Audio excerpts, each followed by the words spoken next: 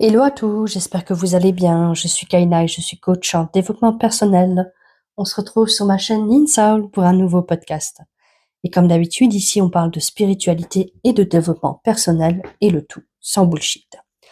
Et pour aujourd'hui, on va parler d'un sujet un petit peu dérangeant. Le fait de se sentir vide alors que concrètement sur le papier, tout va bien.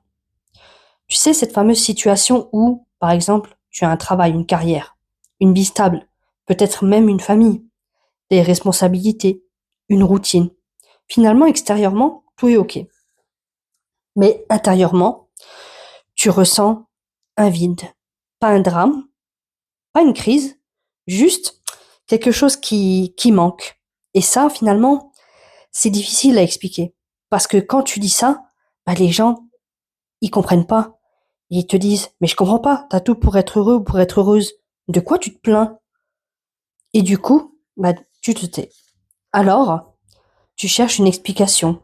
Tu te dis, ah, peut-être que je suis simplement fatiguée ces derniers temps. Ou tu peux te dire, c'est peut-être une phase, ça va passer. Mais au fond, ce n'est pas juste ça. Et si ce vide n'était pas un manque matériel, mais finalement un manque de connexion.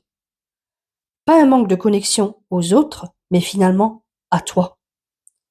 Parce que tu peux avoir une vie remplie, un emploi du temps chargé, des responsabilités, plein de gens autour de toi, et malgré tout, ne plus vraiment te sentir connecté à ce que tu vis.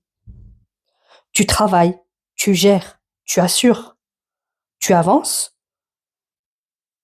mais sans vraiment vibrer finalement, ressentir et être présent ou présente. Je vais prendre une image simple. C'est un peu comme regarder un film, mais sans le son.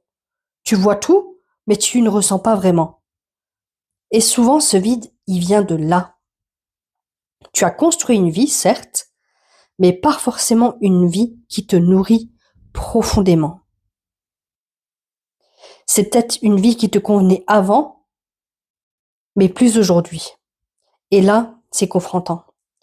Parce que ça veut dire que ce n'est pas la vie qui manque, c'est le lien finalement avec toi-même.